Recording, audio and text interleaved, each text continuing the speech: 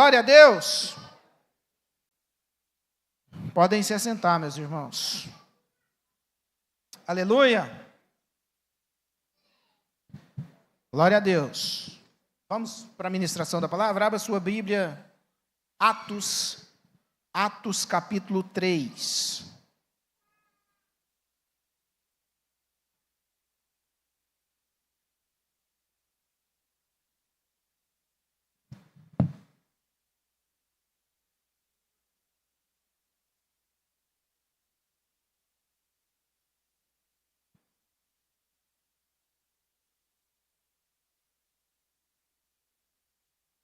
A minha versão é Nova Almeida atualizada. Pessoal que está aí na mesa do som, Nova Almeida atualizada.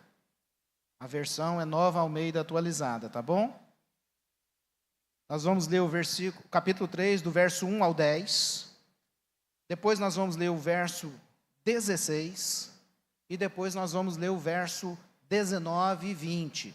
Se você encontrou, coloque-se de pé em reverência à palavra do Senhor.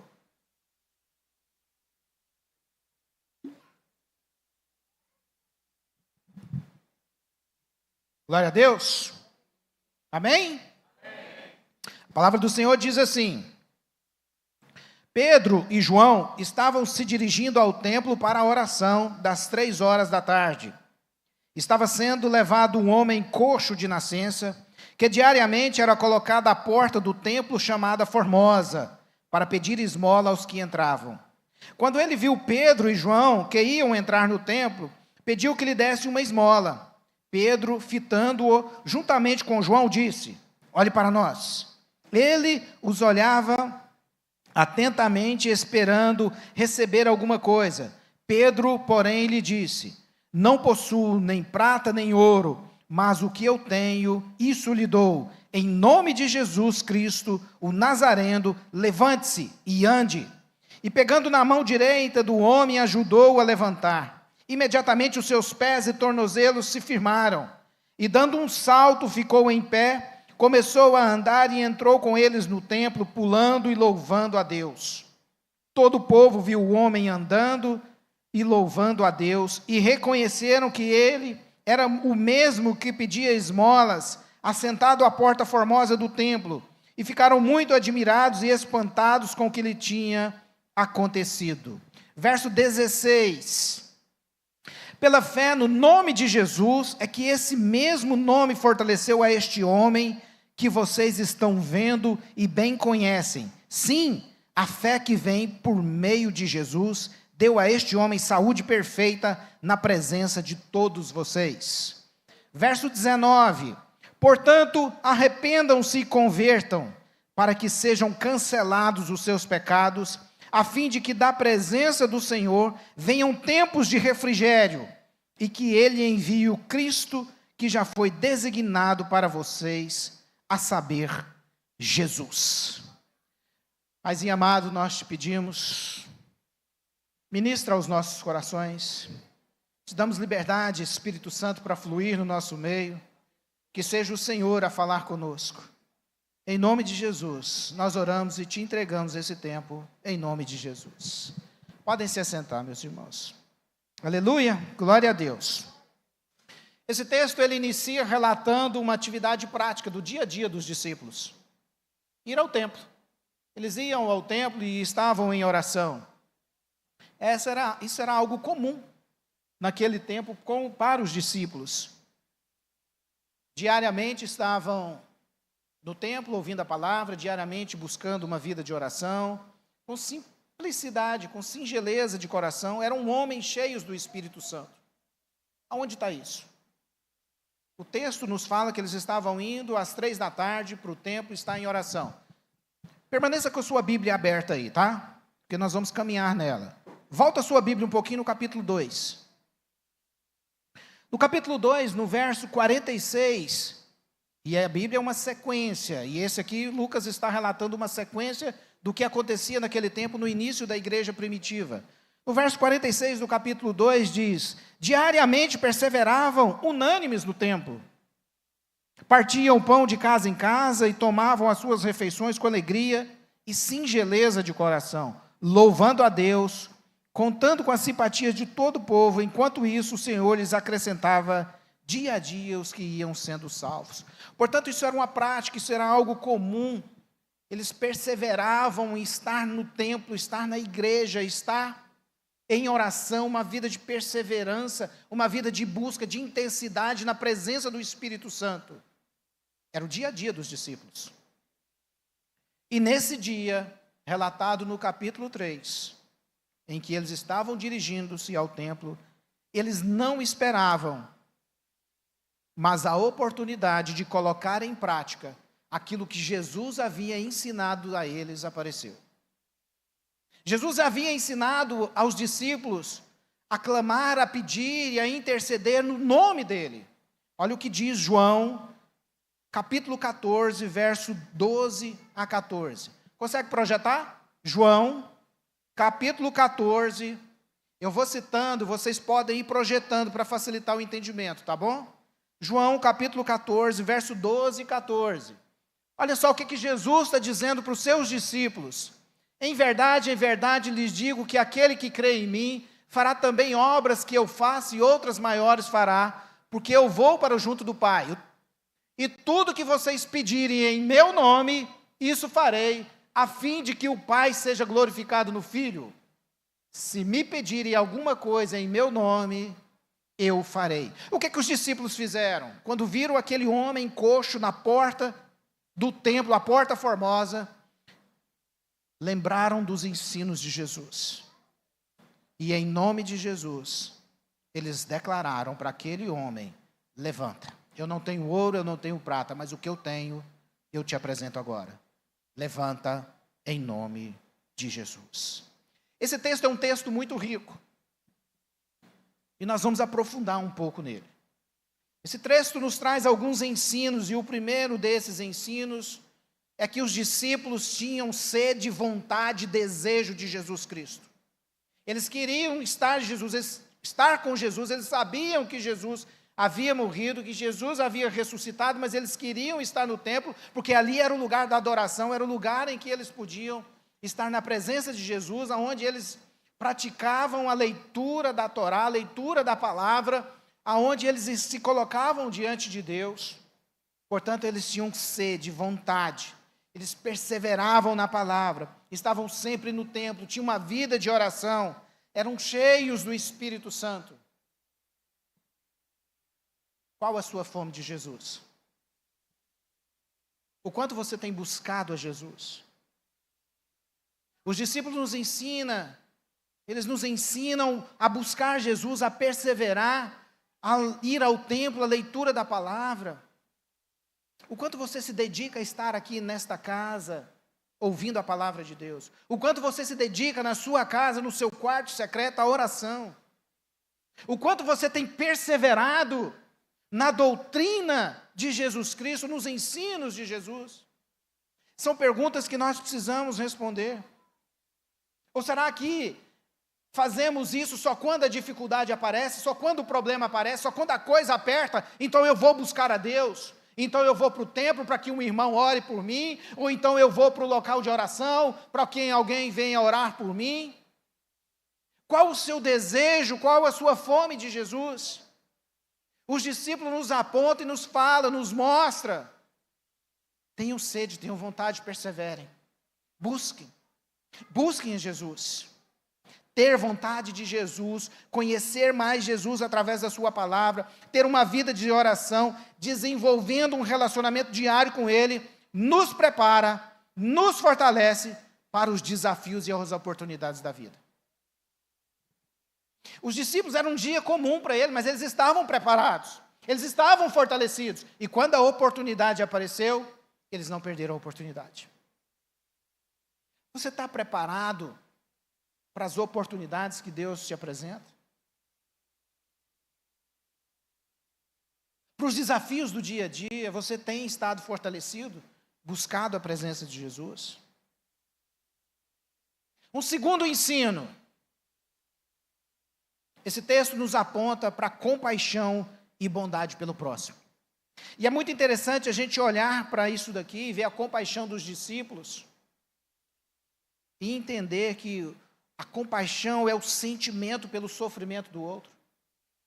É a empatia pela dor do outro, pelo que o outro está passando. É você oferecer ajuda, é você oferecer socorro, é você oferecer um consolo, auxiliar quem está passando por dificuldades.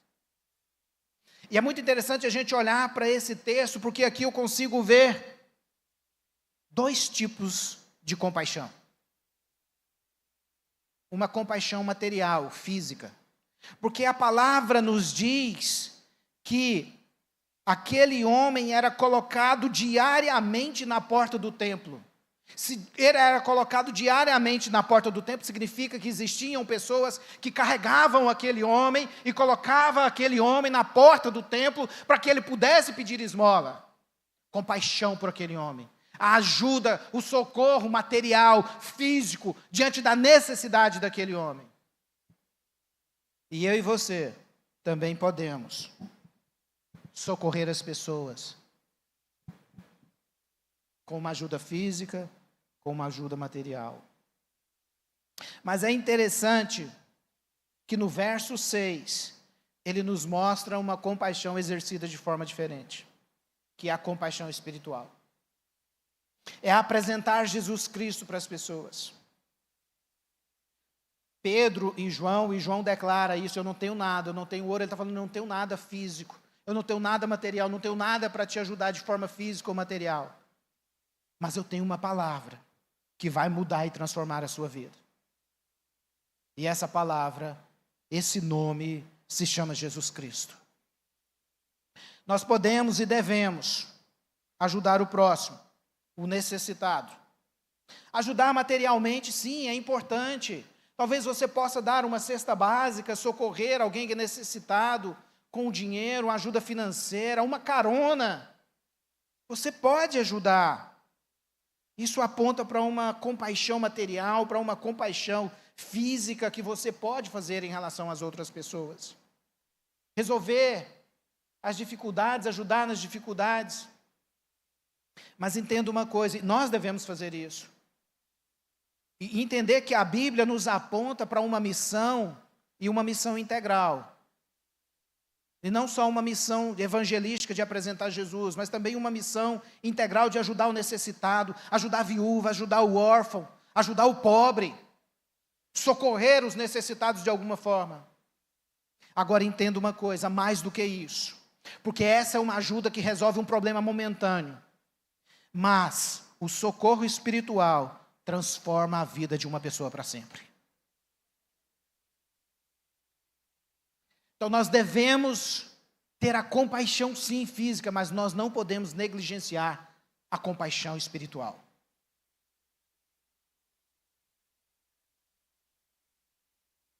Você falar de Jesus, anunciar a esperança para a vida de uma pessoa, pode transformar para sempre a vida daquela pessoa. Você falar de Jesus para ela, pode trazer cura, libertação, restauração, salvação, vida eterna. Quanto você tem tido de compaixão pelo próximo? O quanto você tem exercido essa compaixão pelo próximo? Que é uma compaixão maior. Hoje nós celebramos a ceia. Jesus Cristo morreu por mim e por você. Rememoramos Cristo. Quem é o próximo? Quem é o necessitado? E pode ser alguém que está do seu lado, no seu dia a dia. Talvez o próximo necessitado, o carente, seja a sua esposa. Seja o seu esposo, seja o seu filho, seja o seu colega de trabalho, seja o seu vizinho, a sua vizinha. Não é só o mendigo que está na porta do mercado. Mas talvez você não está enxergando as dores, as lutas e as dificuldades dentro da sua própria casa e você fecha os olhos para isso. E não tem compaixão pela dor do próximo. Dentro da sua própria casa. Com o seu vizinho. Com o colega de trabalho. Qual é a luta que ele está passando? Qual a luta? Nós precisamos abrir os nossos olhos e enxergar a necessidade do outro e ter compaixão pelo outro. Talvez ele esteja precisando de uma ajuda material, um socorro físico, mas mais do que isso. Ele precisa de um socorro espiritual que pode transformar a vida dele, ou a vida dela. O quanto você tem exercitado isso?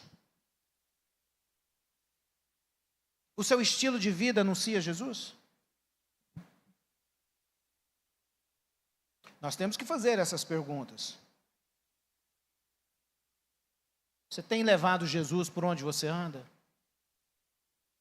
Deus tem te dado oportunidades. Se você puxar na sua memória aí, você vai ver que Deus tem te dado oportunidades. E é tão tremendo a gente ver essas coisas. Esse texto, eu estava no meu trabalho na quinta-feira passada. E eu estava aguardando a finalização de um processo lá para que eu pudesse trabalhar, e eu tenho uma Bíblia no meu trabalho. E eu fui ler esse texto e Deus começou a ministrar no meu coração. E eu comecei a fazer anotações ali. Isso na quinta-feira. Segunda-feira foi comemorado o Dia do Servidor Público, na terça-feira foi facultado o trabalho remoto, e na quarta-feira eu voltei ao trabalho.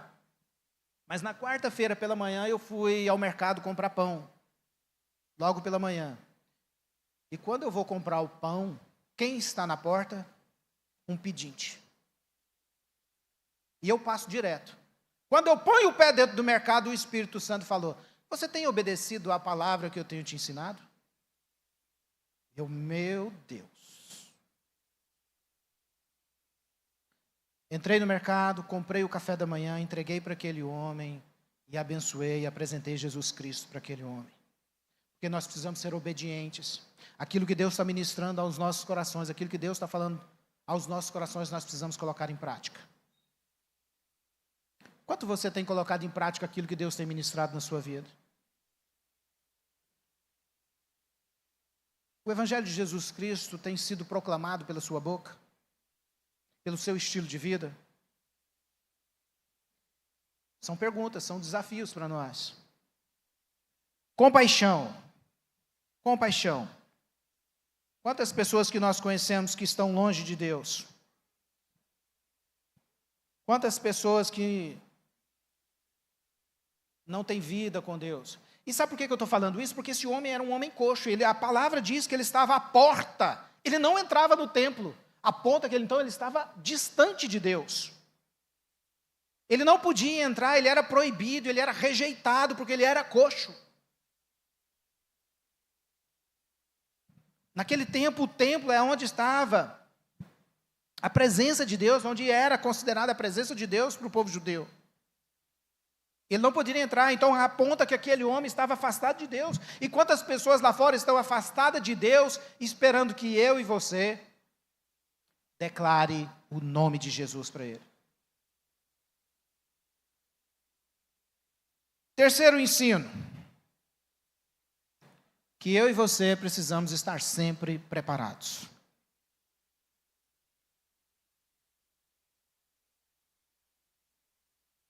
Os discípulos estavam cheios do Espírito Santo. Capítulo 2, a descida do Espírito Santo. Pedro prega, 3.000 se convertem. Podem ler depois, capítulo 2. Dia a dia eles estavam indo para o templo, dia a dia indo em oração, cheios do Espírito Santo.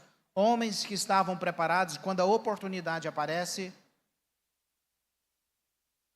eles cumprem com aquilo que Jesus havia lhes ensinado.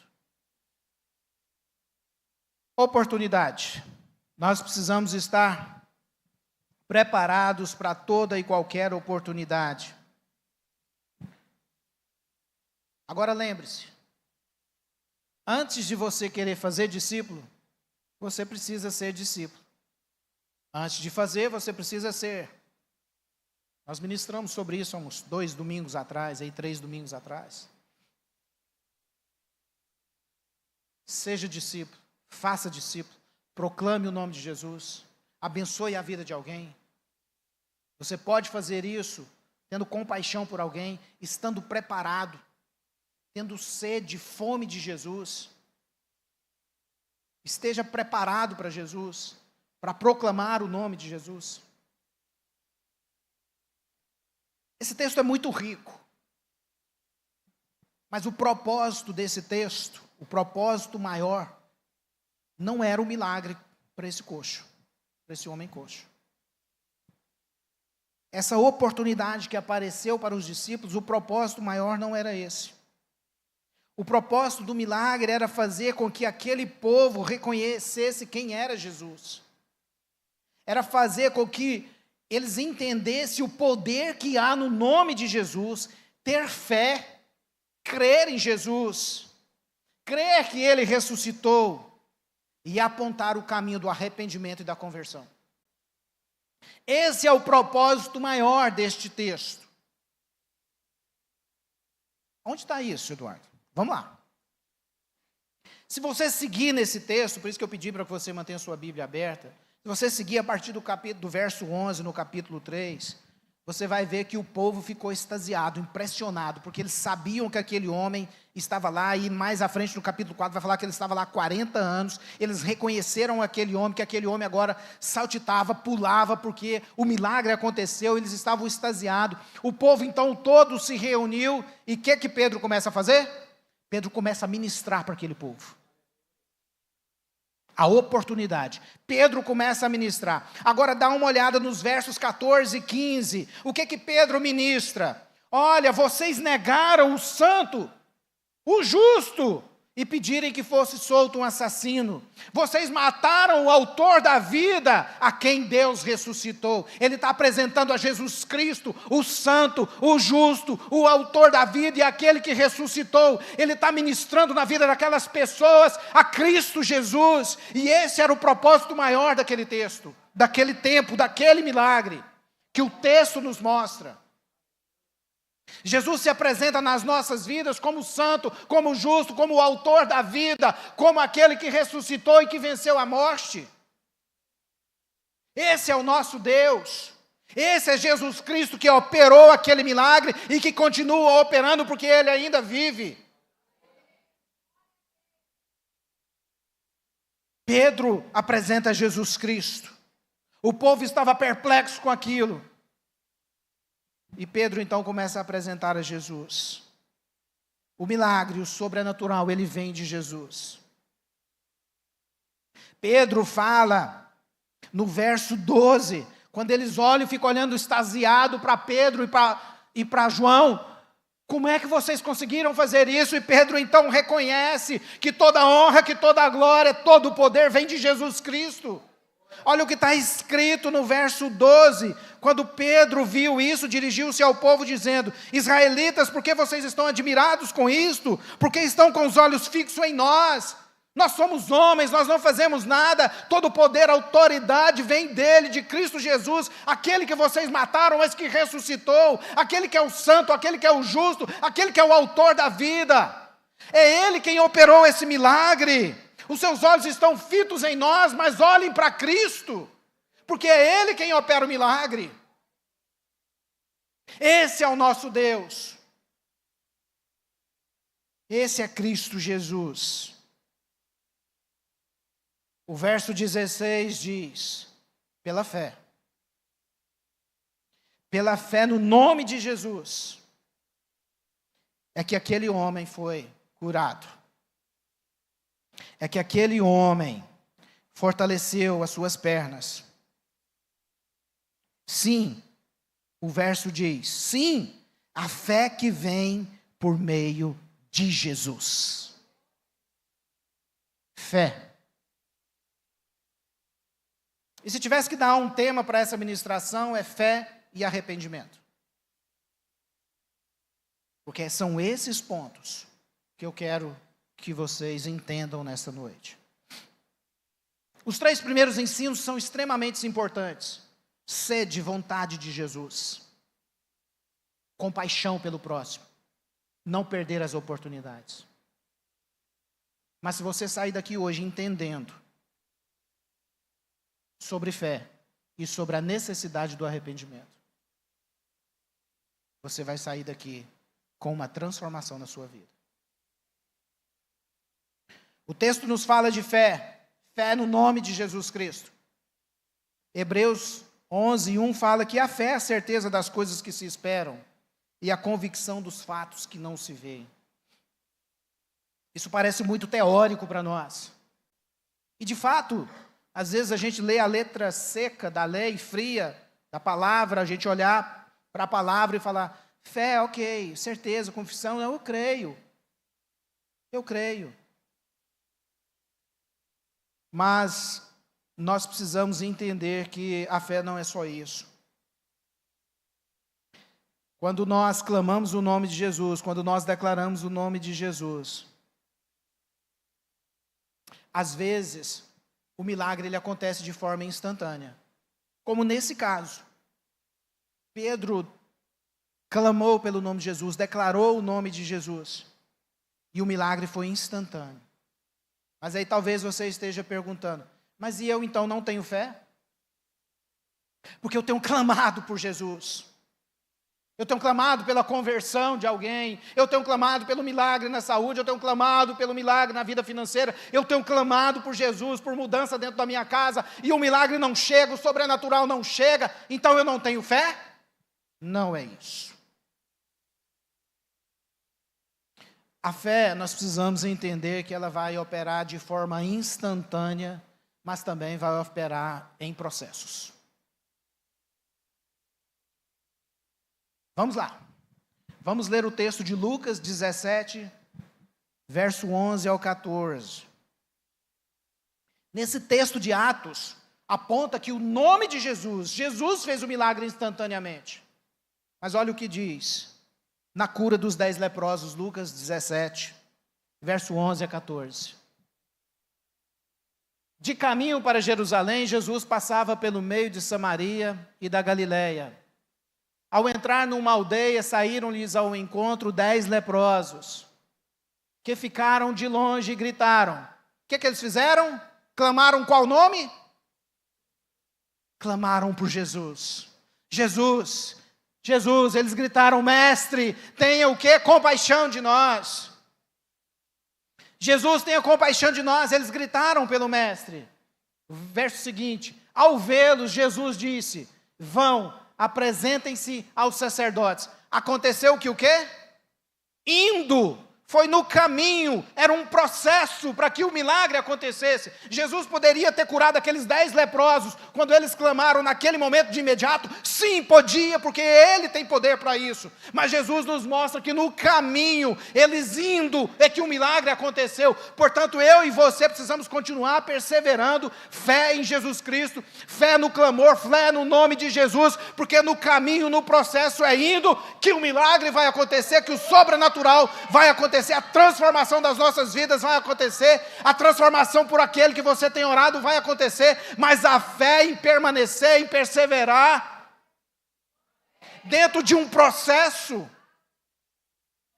às vezes Deus pode operar instantaneamente, mas às vezes Deus trabalha dentro de um processo nas nossas vidas. Jesus podia curar aqueles leprosos de uma vez só? Claro que podia. Jesus, quando faz a lama, cospe no chão, faz a lama e pega o barro e passa no olho daquele cego. Ele podia ter curado de uma vez? Podia. Mas ele faz dentro de um processo, dentro de um caminhar, dentro de uma perseverança, de um fortalecimento da minha fé e da sua fé. Somos testados para sermos aprovados, para que o seu pedido, porque Ele é fiel, volta lá em João 14, a palavra dele diz que se nós pedirmos, Ele não mente, Ele é fiel. Ele não mente, Ele é fiel. João 14, por favor. João 14, 14.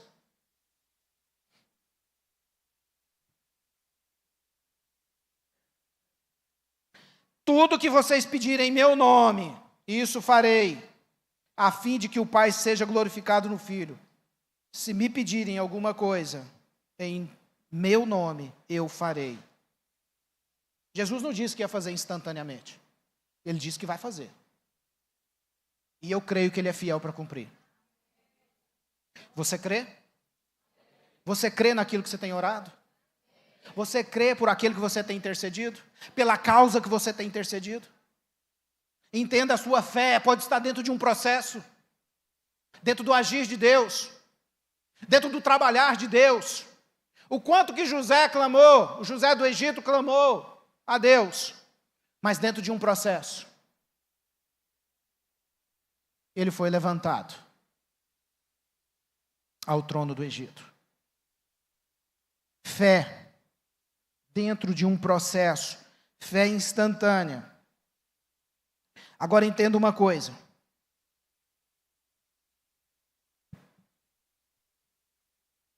Como eu disse, a fé não é apenas teórica. A fé não é simplesmente estática, mas ela é dinâmica, realista e prática. Eu faço a minha parte e Deus faz a parte dele. Tiago vai falar isso, Tiago capítulo 1, verso 22. Sejam praticantes da palavra e não apenas ouvintes, enganando-se a si mesmo. A fé, para possuir um efeito concreto e real na vida de uma pessoa, ela precisa passar pela prática. Se Deus colocou no teu coração que você vai passar num concurso, se Deus colocou no teu coração que você vai ser um médico ou uma médica, e Ele confirma isso através da palavra dEle, qualquer promessa que Deus colocou, gerou no seu coração, e está confirmada pela palavra do Senhor, faça a sua parte, porque Ele vai cumprir a parte dEle. Agora tem gente que acha, eu vou passar no concurso, mas não estuda. Eu vou ser missionário, eu vou para a África, você já está estudando inglês? Que fé morta é essa? Faça a tua parte. E não tenha medo, porque Deus cumpre. Essa semana minha esposa me perguntou, meu bem, está chegando, estamos nos aproximando, transição, e o frio na barriga, e o receio, o medo, nós vamos dar conta disso, como vai ser isso? E dá um frio na barriga. Mas eu creio naquilo que Deus tem dito, nas confirmações que Deus tem dito. E se Ele aponta, Ele paga a conta. Se Ele aponta, Ele dá conta. É Ele quem faz. Agora eu tenho que ficar estático esperando as coisas acontecerem? Não, eu preciso me preparar. Eu preciso estudar. Eu preciso ter vida com Deus. Eu preciso buscar mais a Deus. Eu preciso de leitura da palavra, eu preciso de vida de oração, para que eu possa fortalecer, eu estar cheio do Espírito Santo dia após dia, buscando a presença do Senhor. Eu faço a minha parte, Deus faz a parte dele, e Deus tem confirmado. Dá frio na barriga? Dá. Mas eu creio num Deus, para onde Ele aponta, Ele está à frente. A conta é dEle. É Ele quem toma conta. Tudo é para Ele, tudo é por Ele. Toda honra, toda glória, todo o poder vem dEle. E assim tem que ser. E assim deve ser na sua vida, deve ser na minha vida, deve ser na vida da igreja. Fé. Não uma fé estática, não uma fé paralisada, mas uma fé que se movimenta. Você tem fé, mas aí eu te pergunto, você tem orado, você tem buscado a direção de Deus na palavra do Senhor?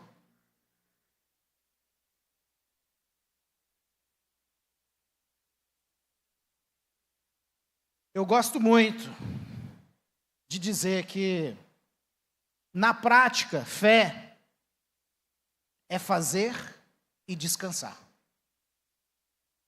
Fé é fazer e descansar. Você precisa fazer a sua parte e descansar em Deus. Quem é agricultor sabe disso.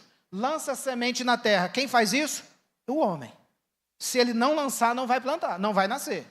Mas se ele faz a parte dele, lança a terra, quem manda a chuva? Quem vai fazer com que germina? O homem pode forçar semente, nasce semente. Ele pode fazer isso? Quem faz a semente nascer? Quem plantou? O homem faz. O homem faz. Mas o prover vem de Deus. Isso é fé. A chuva é quando Deus quer que ela caia. Isso vem de Deus. Mas o homem precisa plantar, porque senão ele não vai colher. Você precisa plantar, porque senão você não vai colher. Você tem plantado? Na vida dos outros, na sua vida? O que é que você tem plantado para o seu crescimento pessoal? O que é que você tem plantado para o crescimento da sua casa, da sua esposa, do seu esposo, dos seus filhos, no seu trabalho, o ambiente do seu trabalho? O que é que você tem plantado? A presença de Jesus ou é discórdia? Fé no nome de Jesus. O milagre aconteceu, o texto, verso 16, nos diz isso. Pela fé no nome de Jesus. Mas o verso 19 também nos aponta um outro propósito desse milagre. Porque Pedro, ministrando ao povo, aqueles que estavam ali, Pedro ministra, verso 19, arrependam-se e convertam-se. E é interessante que essa é a mesma mensagem de Atos capítulo 2, volta lá a sua Bíblia. Atos capítulo 2, verso 38, diz assim, Pedro respondeu, arrependam-se, eles perguntaram, depois que Pedro fez a ministração, pregou para eles, e eles perguntaram, o que é que nós temos que fazer então? E aí Pedro diz, arrependam-se cada um de vocês, seja batizado em nome de Jesus Cristo.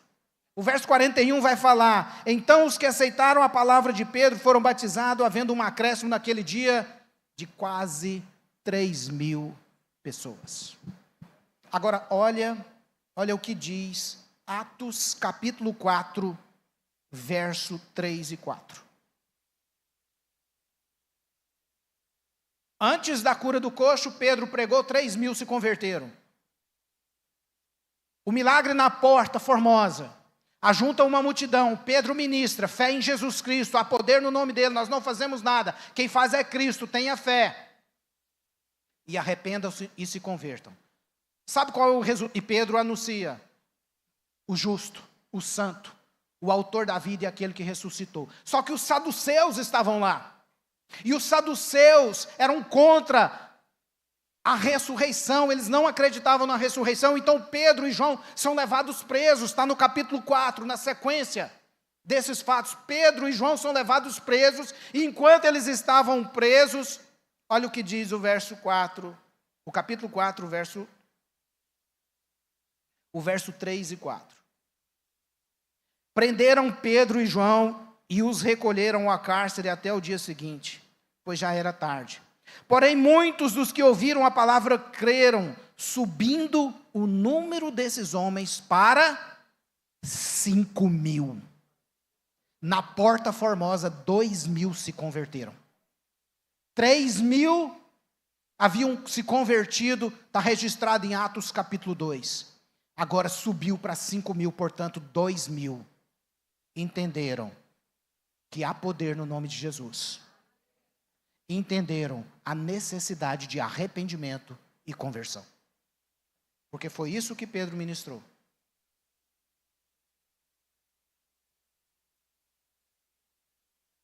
Enquanto eles estavam presos,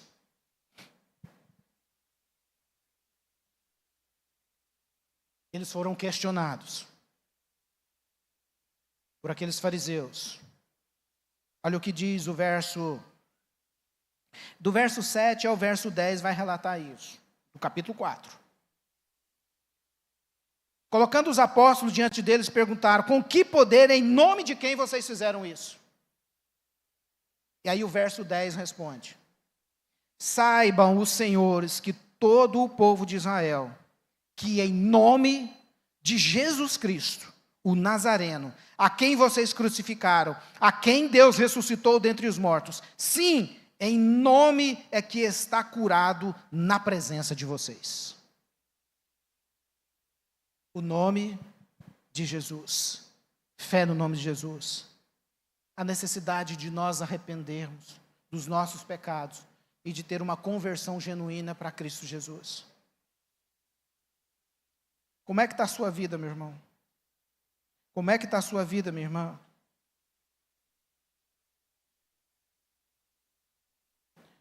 Mudança de vida, abandono do pecado para se voltar para Deus. Esse era o propósito deste milagre. Apresentar o nome de Jesus e dizer para aquele povo: muda de vida. Arrependam-se, convertam-se. E hoje, o propósito dessa ministração é: creia em Jesus Cristo, arrependam-se e convertam-se. É importante a compaixão. É importante não perder as oportunidades. Mas o propósito maior é você entender: há poder no nome de Jesus. E Jesus te chama hoje. Arrependa-se. Converta-se. Esse é o propósito maior. Como é que está a sua vida, meu irmão? Como é que está a sua vida, minha irmã? E o texto vai nos dar uma promessa.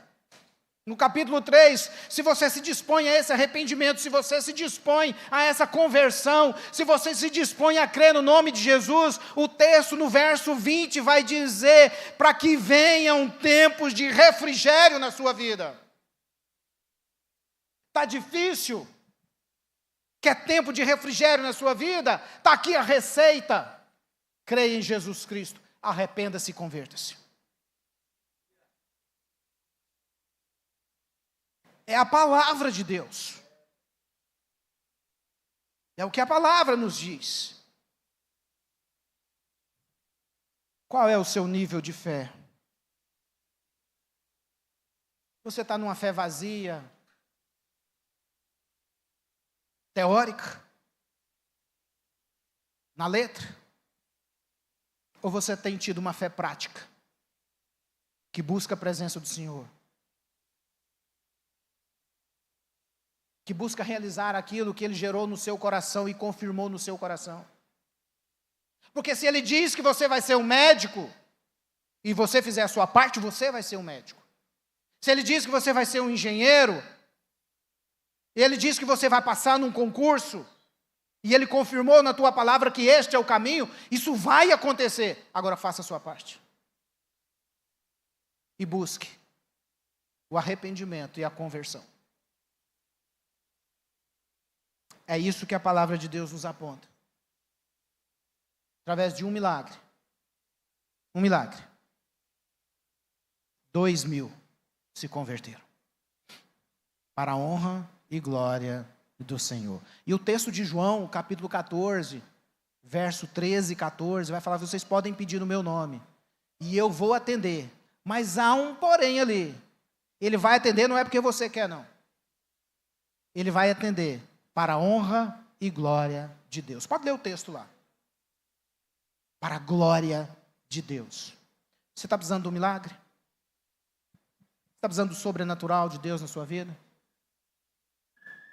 Talvez você esteja passando por um processo. A chave está aqui. Fé, arrependimento e conversão. Essa é a chave. Se fortaleça em Cristo Jesus. E eu já vou finalizar. Queria que o pessoal do louvor viesse para cá.